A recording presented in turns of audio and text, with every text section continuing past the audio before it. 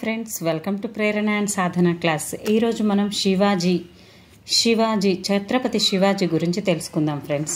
1627 నుండి 1680 వరకు ఈయన కాలం. మరి 16 అనుకుందాం ఈయనకి. దీనికి ఒకటి ప్లస్ చేస్తే 27 వస్తుంది. రౌండ్ ఫిగర్గా 6 + 2 8 ఆ విధంగా అయినా పర్వాలేదు. 7 తర్వాత వచ్చేది 8 అని ఆ విధంగా అయినా పర్వాలేదు. ఆ విధంగా మనం 1627 1680 మధ్యలో ఉంది శివాజీ. మరి మరాఠా సామ్రాజ్య స్థాపకుడైన శివాజీ 1627లో షాజీ భోంస్లే, వాళ్ళ తండ్రి పేరు ఏంది షాజీ భోంస్లే, తల్లి పేరు జిజియాబాయి. ఈ దంపతులకు పూనాకు సుమారు 50 మైళ్ళ దూరంలోని శివనేర్, ఈడ శివ ఉంది, శివాజీలో కూడా శివ ఉంది, శివనేర్ దుర్గంలో జన్మించాడు. మరి షాజీ భోంస్లే మేవార్ను పాలించిన సిసోడియా వంశానికి చెందినవాడు. ఏ వంశం? సిసోడియా వంశం. తల్లి జిజియాబాయి దేవగిరిని పాలించిన యాదవ వంశానికి చెందిన ఉన్నత కుటుంబీకురాలు. షాజీ భోంస్లే మొదట్లో అహ్మద్ నగర్ రాజ్యంలోను తర్వాత బీజాపూర్లో ఉన్నత సైనిక ఉద్యోగిగా పనిచేశాడు. పూనా జాగీరుకు కూడా ఈయన అధిపతిగా ఉన్నాడు. మరి 1636లో షాజీ భోంస్లే శివనేర్ దుర్గాన్ని కోల్పోవడంతో దాదాజీ కొండదేవ్ రక్షణలో శివాజీ తన తల్లితో కలిసి పూనాకు మకాం మార్చడం జరిగింది. అంటే ఈయన ఓడిపోయిండు, అలా నాన్న ఓడిపోయిండు, శివనేర్ దుర్గాన్ని కోల్పోవడం జరిగింది. దాదాజీ కొండదేవ్తో కలిసి ఈయన తన తల్లితో కలిసి పూనాకు మకాం మార్చాడంటే పూనాకు వెళ్ళిపోవడం జరిగింది. మరి శివాజీ పూనాలో అతని తల్లి పర్యవేక్షణలో పెరిగిండు. ఆమె తన బోధనల ద్వారా, ఆచరణ ద్వారా హిందూ మత పరిరక్షణకై శివాజీకి అపరిమితమైన ఉత్సాహాన్ని కలిగించింది. సమర్థుడు, ప్రజ్ఞాశాలి బ్రాహ్మణుడు అయిన దాదాజీ కొండదేవ్ శిక్షణలో శివాజీ ఆరితేరిన యోధుడుగా, దక్షుడైన పరిపాలకుడుగా తీర్చిదిద్దబడ్డాడు. మరి తుకారాం, సమర్థ రామదాస్ లాంటి మహారాష్ట్ర భక్తి ఉద్యమకారుల రచనలు శివాజీని అమితమైన మాతృభక్తితో, హిందూ మతాభిమానంతో ఉత్తేజపరిచాయి. ఈ విధంగా ప్రతి ఒక్కరు కూడా ఈయనకి మార్గదర్శకం కావడం జరిగింది. ఫలితంగా అతను మహారాష్ట్రులనంతా ఒక జాతిగా రూపొందించాలని, ముస్లింల పాలన నుంచి దేశానికి విముక్తి కలిగించాలని భావించాడు. తన సంరక్షకుడైన దాదాజీ కొండదేవ్ 1647లో మరణించడంతో, అంటే ఈయన 27లో పుట్టిండు కదా, ఇంకో 20 సంవత్సరాలకు దాదాజీ కొండదేవ్ చనిపోయింది. శివాజీ పూనా జాగీరు బాధ్యతలను స్వతంత్రంగా నిర్వహించడం మొదలుపెట్టాడు. ఇదే క్రమంలో తనకు నమ్మకమైన మావాలి తెగ నాయకులతో సంబంధాలను బలోపేతం చేసుకున్నాడు. మావాలీలే తర్వాతి కాలంలో శివాజీ సైన్యంలో కీలక బాధ్యతలు నిర్వహించాడు. మామను గుర్తుపెట్టుకుని మావలి. మరి తొలి విజయాలు. శివాజీ తన 19వ ఏట నుంచి తన సైనిక జీవితాన్ని ప్రారంభించాడు. మొదటగా 1646లో తోరణంని పట్టుకున్నాడు. ఫస్టే తోరణ దుర్గాన్ని ఆక్రమించాడు. తదనంతరం వరుసగా చాకన, కొండన, రాయ్గఢ్, పురందర్, ఇక్కడ చూడండి చాకలిని గుర్తుపెట్టుకోండి, కొండ, రాయి, పురందర్ మొదలైన దుర్గాలను వశపరుచుకున్నాడు. రాయ్గఢ్ వద్ద నూతన దుర్గాన్ని నిర్మించి దాన్ని తన కార్యకలాపాలకు కేంద్రంగా చేసుకున్నాడు. శివాజీ కళ్యాణ్ దుర్గాన్ని ముట్టడించినప్పుడు బీజాపూర్ సుల్తాన్ అప్రమత్తమయ్యాడు. శివాజీని లొంగదీసుకోవాలని అతని తండ్రి షాజీ భోంస్లేను బందీగా పట్టుకున్నాడు. మరి చివరకు శివాజీ బెంగుళూరు, కొండన దుర్గాలను బీజాపూర్ సుల్తాన్కు ఇచ్చి తన తండ్రిని విడిపించుకున్నాడు. ఈ విధంగా ఎవరిని ఇచ్చిండు మరైనా? శివాజీ బెంగుళూరు మరియు కొండన దుర్గాలను, ఈ రెండింటిని ఇచ్చేసి వాళ్ళ తండ్రిని ఆయన తీసుకొని పోయిండు, బీజాపూర్ సుల్తాన్కి ఇచ్చేసి. తర్వాత శివాజీ 6 సంవత్సరాల పాటు, అంటే 1649 నుంచి 1655 తన దండయాత్రలు మానివేసి తాను గెలిచిన ప్రాంతాలను, సాధనా సంపత్తిని సుస్థిరపరచుకునే ప్రయత్నం చేశాడు. ఉన్న వాటితోనే సంతృప్తిగా జీవిస్తుండన్నట్టు. అఫ్జల్ ఖాన్ ఉదంతం. శివాజీ బీజాపూర్ ప్రాంతంపై 1656 నుంచి మళ్ళీ తన దండయాత్రలను ప్రారంభించాడు. 1656లో మొదటగా చంద్రరావు మోర్ను ఓడించి జావలి దుర్గాన్ని వశపరుచుకున్నాడు. నాటి నుంచి జావలి దుర్గం శివాజీ సైనిక చర్యలకు కీలక స్థావరమైంది. తర్వాత ఉత్తర కొంకణ తీరాన్ని కళ్యాణ్ దుర్గాన్ని జయించాడు. పోర్చుగీసు వారి స్థావరమైన డామన్ ఓడా రేవును దోచుకున్నాడు. శివాజీ దాడులతో అప్రమత్తమైన బీజాపూర్ సుల్తాన్ క్రీస్తు శకము 1659లో శివాజీ పట్టుకొని రావాల్సిందిగా తన సేనాని అఫ్జల్ ఖాన్ను పంపించాడు. శివాజీ దాడులతో అప్రమత్తమైన బీజాపూర్ సుల్తాన్ అయితే ఏం చేసిండు, శివాజీని పట్టుకొని రావాల్సిందిగా తన సేనాని, ఈయన అఫ్జల్ ఖాన్ అనేటోడు బీజాపూర్ సుల్తాన్కి సేనాని, శివాజీని పట్టుకొని రా అని ఆర్డర్ వేసిండు. మరి బీజాపూర్ నుంచి బయలుదేరిన అఫ్జల్ ఖాన్ మార్గ మధ్యంలో తుల్జాపూర్లో ఉన్న భవానీ దేవాలయాన్ని, పండలిపూర్లోని విఠోబా దేవాలయాన్ని ధ్వంసం చేసిండు. ఇప్పుడు మనం వీటిని ఇప్పటికీ కూడా చూస్తూ ఉంటాం. తుల్జాపూర్లో భవానీ దేవాలయం ఉంది, పండల్పూర్లోని విఠలేశ్వర స్వామి విఠోబా దేవాలయాన్ని ధ్వంసం చేసిండు. ఓడాడు అఫ్జల్ ఖాన్. ఎలాగైనా రెచ్చగొట్టి శివాజీని పర్వత ప్రాంతం ప్రతాప్గర్ నుంచి మైదానాల వైపుకు తీసుకురావాలనేదే అఫ్జల్ ఖాన్ యొక్క వ్యూహం. ఎందుకంటే పర్వత ప్రాంతాల్లో శివాజీ గెరిల్లా యుద్ధ తంత్రంలో ఆరితేరినవాడు. అతన్ని లొంగదీసుకోవడం అనేది చాలా కష్టం. శివాజీని మైదాన ప్రాంతానికి రప్పించడంలో విఫలమైన అఫ్జల్ ఖాన్ చివరకు కృష్ణాజీ భాస్కర్ అనే రాయబారిని శివాజీతో సంప్రదింపులకై పంపాడు. ఎవరిని పంపించాడు? కృష్ణాజీ భాస్కర్ని. శివాజీ రాయబారిని సాదరంగా ఆహ్వానించి హైందవ ధర్మ రాజ్య స్థాపనను దృష్టిలో ఉంచుకొని అఫ్జల్ ఖాన్ ఉద్దేశాన్ని వెల్లడించాలని కోరాడు. అఫ్జల్ ఖాన్తో జరపబోయే సమావేశంలో శివాజీ ప్రాణాలకు హాని జరగవచ్చనే సంకేతాలను రాయబారి వెల్లడించాడు. ఇదే విషయాన్ని శివాజీ తన రాయబారి గోపీనాథ్ ద్వారా ధృవీకరించుకున్నాడు. మరి అఫ్జల్ ఖాన్ కుట్రను సమర్థవంతంగా ఎదుర్కొనేందుకు సిద్ధమైన శివాజీ రక్షణ కవచాన్ని ధరించి తగిన ఆయుధాలను సమకూర్చుకొని సమావేశ మందిరానికి చేరుకున్నాడు. వారిద్దరూ ఒకరికొకరు కౌగిలించుకోవడంతో పోరు ప్రారంభమైంది. ఆత్మరక్షణకై శివాజీ బాగ్నక్ అంటే పులిగోర్లు అనే మారణాయుధంతో అఫ్జల్ ఖాన్ను హతమార్చాడు. తదనంతరం శత్రు సైనిక శిబిరంపై దాడి జరిపి పూర్తిగా ఓడించాడు. భారీ స్థాయిలో ధనాన్ని కొల్లగొట్టాడు. ఈ ఘన విజయంతో శివాజీ ఖ్యాతి మరింత ఇనుమడించి మరాఠా ప్రజానీకంలో గొప్ప పరాక్రమవంతుడిగా, పురాణ పురుషుడిగా పేరు సంపాదించుకున్నాడు. అఫ్జల్ ఖాన్ని ఆ విధంగా ఓడించేసిండు. మరాఠా మొఘల్ సంబంధాలు. మరి మొఘల్ చక్రవర్తి ఔరంగజేబ్ తన మేనమామ షాయిస్తా ఖాన్ను 1659లో దక్కన్ ప్రాంతానికి గవర్నర్గా నియమించాడు. శివాజీని ఎలాగైనా అణచాలని ఔరంగజేబ్ షాయిస్తా ఖాన్ను ఆజ్ఞాపించాడు. దీంతో షాయిస్తా ఖాన్ తన దండయాత్రను ప్రారంభించి చకాన్ ఉత్తర కొంకణ తీరాన్ని 1661లో ఆక్రమించాడు. అయితే ఎంత ప్రయత్నించినప్పటికీ మరాఠాల ప్రతిఘటనతో కొంకణ్ తీరం మాత్రం ఆక్రమించలేకపోయాడు. శివాజీ 1663 ఏప్రిల్ నెలలో పూణే చేరుకొని షాయిస్తా ఖాన్పై మెరుపు దాడి చేసి అతన్ని తీవ్రంగా గాయపరిచాడు. తన సైనిక అవసరాల కోసం శివాజీ 1664లో అతి సంపన్నమైన సూరత్ రేవు పట్టణాన్ని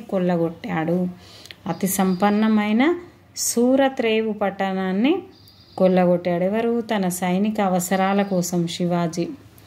మరి నానాటికి పెరుగుతున్న శివాజీ ప్రాబల్యాన్ని షాయిస్తా ఖాన్ సంఘటనతో భీతి చెందిన ఔరంగజేబు పరిస్థితులను అదుపులో తెచ్చేందుకు ప్రయత్నించాడు. సమర్థ సేనానిగా పేరొందిన అంబర్ పాలకుడైన మీర్జా రాజా జైసింగ్ను దక్కన్ గవర్నర్గా నియమించాడు. జైసింగ్ పదవీ బాధ్యతలు చేపట్టిన వెంటనే వ్యూహాత్మకంగా వ్యవహరించి శివాజీపై ఒత్తిడి పెంచాడు. జైసింగ్ పురందర్ వద్ద శివాజీని ఓడించి పురందర్ సంధికి ఒప్పించాడు. 1665లో జైసింగ్ ఇనోళ్ళు మీర్జా రాజా జైసింగ్ అంబర్ పాలకుడిన. ఈ సంధి షరతుల ప్రకారం శివాజీ తన ఆధీనంలో ఉన్న 35 కోటల్లో 23 కోటలను మొఘలులు వశం చేశాడు. ఇంతగానం ఇచ్చేసిండు జైసింగ్ వల్ల. ఆగ్రాలో శివాజీ. పురందర్ సంధిని అనుసరించి శివాజీ 1666లో ఆగ్రాకు వెళ్ళి మొఘల్ చక్రవర్తి ఔరంగజేబును కలిశాడు. అయితే అక్కడ శివాజీ అమర్యాదకు లోనయ్యాడు. దీంతో శివాజీ ఆగ్రహించడంతో ఔరంగజేబు అతన్ని నిర్బంధించాడు. అయితే శివాజీ తెలివిగా తప్పించుకొని పోయి దక్కన్ చేరుకున్నాడు. నాటి నుంచి అతడు మొఘల్ సామ్రాజ్యానికి బద్ధశత్రువు అయినాడు. 1670లో సూరత్ పట్టణంపై రెండోసారి దాడి జరిపి 66 లక్షల రూపాయల ధనాన్ని దోచుకున్నాడు. శివాజీ పట్టాభిషేకం. శివాజీ పట్టాభిషేకం 1674 జూన్ 16న రాయ్గఢ్లో మిక్కిలి వైభవంగా జరిగింది. ఈ కార్యక్రమానికి అధిక సంఖ్యలో ప్రజలు హాజరయ్యారు. ఈ పట్టాభిషేకాన్ని వారణాసికి చెందిన వేద పండితుడైన గాగభట్టు విశ్వేశ్వర్, ఇతన్నే విశ్వేశ్వర్ అంటారు, గాగభట్టు నిర్వహించాడు. మేవార్ రాజపుత్రుల సాంప్రదాయం ప్రకారం దీన్ని నిర్వహించాడు. ఈ సందర్భంగా శివాజీ ఛత్రపతి హైందవ ధర్మోద్ధారక అనే బిరుదులు ధరించాడు. 1674 జూన్ 16. రాజ్య విస్తృతి. శివాజీ రాజ్యానికి స్వరాజ్యమని పేరు.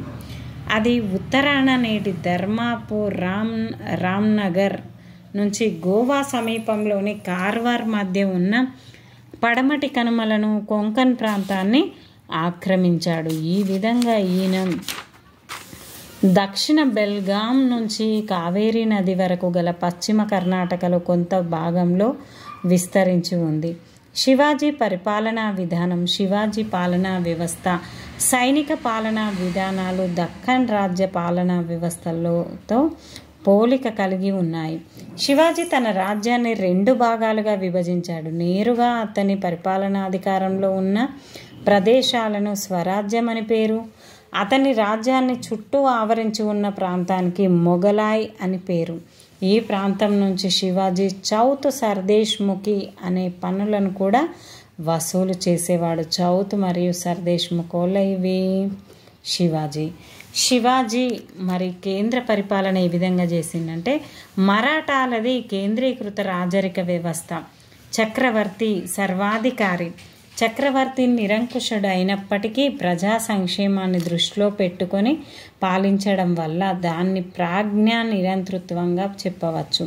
తనకు పాలనలో సహకారం అందించేందుకు శివాజీ 8 మంది మంత్రులను, వీళ్ళనే అష్టప్రధానులు అంటారు, అష్టప్రధానులను నియమించుకున్నాడు ఈయన. వీరి నిర్ణయాలను చక్రవర్తి పాటించాల్సిన అవసరం కూడా లేదు. మరి 8 మంది మంత్రులు. పీష్వా ప్రధానమంత్రి, అన్ని శాఖలపై అధిపతి. పీష్వా. అమాత్య ఆర్థిక మంత్రి, రాజ్య ఆదాయ వ్యయాలను పర్యవేక్షించేవాడు. మంత్రి అంతరంగిక వ్యవహారాల మంత్రి. సుమంత్ విదేశీ వ్యవహారాల మంత్రి. సచివ రాజ్య అధికార ప్రకటనలను, ఉత్తర ప్రత్యుత్తరాలను చూసేవాడు. పండిత్ రావు మత వ్యవహారాల పర్యవేక్షణ. సేనాపతి సైనిక వ్యవహారాల పర్యవేక్షణ. న్యాయాధీష్ ప్రధాన న్యాయమూర్తి. ఒక్కసారి చూద్దాం. పీష్వా అమాత్య మంత్రి, సుమంత్ సచివ, పండిత్ రావు సేనాపతి, న్యాయాధీష్. ఈ విధంగా 8 మంది మంత్రులు ఉండేవాళ్ళు. వీరినే అష్టప్రధానులు అనేవారు.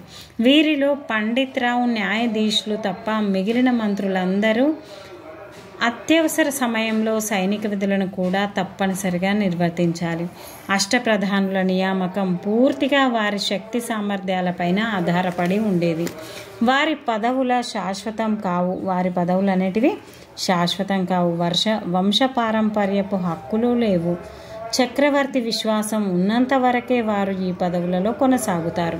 మరి మెరుగైన పాలన కోసం శివాజీ వీరిని ఒక ప్రాంతం నుంచి మరో ప్రాంతానికి బదిలీ చేసేవాడు. శివాజీ జాగీర్దారీ విధానాన్ని రద్దు చేసి నేరుగా జీతాలిచ్చే పద్ధతిని ప్రవేశపెట్టాడు. రాష్ట్ర పాలన. శివాజీ పాలన సౌలభ్యం కోసం తన రాజ్యాన్ని 4 రాష్ట్రాలుగా విభజించాడు. వీటి వలన గవర్నర్ లేదా రాజా ప్రతినిధి కింద ఉండేది. రాష్ట్రం జిల్లాలు తిరిగి గ్రామాలుగా విభజించబడ్డాయి. గ్రామ పరిపాలన గ్రామ పంచాయతీ పర్యవేక్షించేది. దీనికి అధిపతిని పటేల్ లేదా కులకర్ణి అని పిలిచేవాళ్ళు. మరి రెవెన్యూ పరిపాలన. శివాజీ రెవెన్యూ పాలనలో భాగంగా జాగీర్దారీ వ్యవస్థ స్థానంలో రైత్వారీ విధానాన్ని ప్రవేశపెట్టాడు. మొత్తం ఫలసాయంలో 2/5 అంటే 2/5 భూమి శిస్తుగా నిర్ణయించడం జరిగింది. చాలా ఇంపార్టెంట్, అందుకే డిఫరెంట్ ఉంది కాబట్టి 2/5. శిస్తును ధన రూపంలో కానీ ధాన్య రూపంలో కానీ చెల్లించవచ్చు. మరి భూమి శిస్తుకు అదనంగా కస్టమ్స్ సుంకాలు, చౌత్ సర్దేశ్ముఖి పన్నులను విధించేవారు. మరి చౌత్ సర్దేశ్ముఖి స్వరాజ్ వెలుపల తాను నేరుగా పాలించని ప్రజల నుంచి చౌత్ సర్దేశ్ముఖ్ అనే పన్నులను శివాజీ వసూలు చేయడం జరిగింది. చౌత్ సర్దేశ్ముఖి పన్నులపై చరిత్రకారుల అభిప్రాయం లేదు, ఏకాభిప్రాయం అనేది లేదు. చౌత్ అనేది కేవలం సైనిక పరంగా వసూలు చేసిన పన్ను. ఆయా ప్రాంతాలపై వేరే వ్యక్తుల దాడుల నుంచి రక్షణకై శివాజీకి చెల్లించే పన్ను. వాస్తవానికి ఇది జిల్లా ఆదాయంలో 4వ వంతుగా 1/4 నిర్ధారించినప్పటికీ ఆచరణలో కొన్ని సందర్భాల్లో ఎక్కువగానే ఉండేది. సర్దేశ్ముఖి అనే పన్ను శివాజీ గౌరవార్థం చెల్లించే పన్ను. జిల్లా మొత్తం ఆదాయంలో ఇది 10వ వంతుగా ఉండేది. ఈ విధంగా వసూలైన ధనాన్ని శివాజీ మరాఠా రాజ్య నిర్మాణానికి వినియోగించడం జరిగింది. ఈ విధంగా సైనిక వ్యవస్థ. మరి శివాజీ రూపొందించిన శక్తివంతమైన సైనిక వ్యవస్థ మరాఠా సామ్రాజ్య అంతం వరకు కొనసాగించింది. ఇతని సైనిక విధానంలో కోటల నిర్వహణ ఒక ప్రత్యేకమైన అంశంగా రూపుదిద్దుకుంది. మరి శివాజీ తన జీవిత కాలంలో దాదాపు 250 కోటలను నిర్మించాడు. మరి శివాజీ సైన్యంలోని కాల్పలం, అశ్విక దళాలు అత్యున్నత ప్రమాణాల్లో తీర్చిదిద్దబడ్డాయి. వారికి గెరిల్లా యుద్ధ తంత్రాలతో పాటు కొండ ప్రాంతాల యుద్ధ వ్యూహాలలో శిక్షణ ఇవ్వడం జరిగేది. సైన్యాన్ని ఒక క్రమానుగత శ్రేణి వ్యవస్థీకరించి క్రమశిక్షణాయుతంగా తీర్చిదిద్దాడు. శివాజీ అశ్విక దళంలో బార్గీర్లు, సిలేదార్లు అనే 2 విభాగాలు ఉండేవి. బార్గీర్ దళాలకు అవసరమైన గుర్రాలను, ఆయుధాలను ప్రభుత్వమే సరఫరా చేసేది. సిలేదార్లు మాత్రం వాటిని తామే సమకూర్చుకోవాలి. సమర్థవంతమైన గూఢాచారి దళం సైన్యానికి తోడ్పాటుగా అందించేది. శివాజీ సైనికులకు నగదు రూపంలో జీతాలు ఇచ్చేవాడు. యుద్ధంలో గాయపడిన సైనికులకు ప్రత్యేక భత్యాలు, అలాగే మరణించిన సైనిక కుటుంబాలకు పింఛన్లను మంజూరు చేసేవాడు. మహిళా బానిసలను, నాట్యగత్తెలను సైన్యంతో పాటుగా ఉండేందుకు శివాజీ ఎట్టి పరిస్థితుల్లోనూ అనుమతించేవాడు కాదు. దీన్ని ఉల్లంఘించిన వారికి మరణశిక్ష విధించేవాడు. మొత్తం మీద శివాజీ సైన్యం అత్యంత క్రమశిక్షణతో ఉండేది. కొంకణ్ తీరంపై ఆధిపత్యం కోసం శివాజీ నావికా దళాన్ని కూడా బలోపేతం చేశాడు. మరి శివాజీ నావికా దళంలో 200కు పైగా యుద్ధ నౌకలు, 80 ఫిరంగీలు ఉన్నాయి. నావికా దళ ప్రధాన స్థావరం కొలాబా వద్ద ఉండేది. శివాజీ నావికా దళం ఎన్నో సందర్భాల్లో బ్రిటిష్, పోర్చుగీసు, డచ్ వారితో తలపడింది.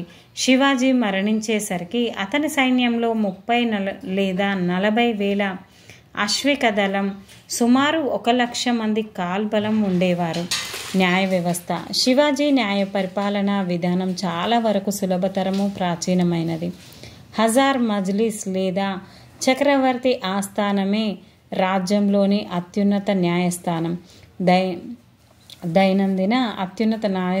దైనందిన న్యాయ వ్యవహారాలను చాలా వరకు గ్రామ పంచాయతీలే పరిష్కరించేవి.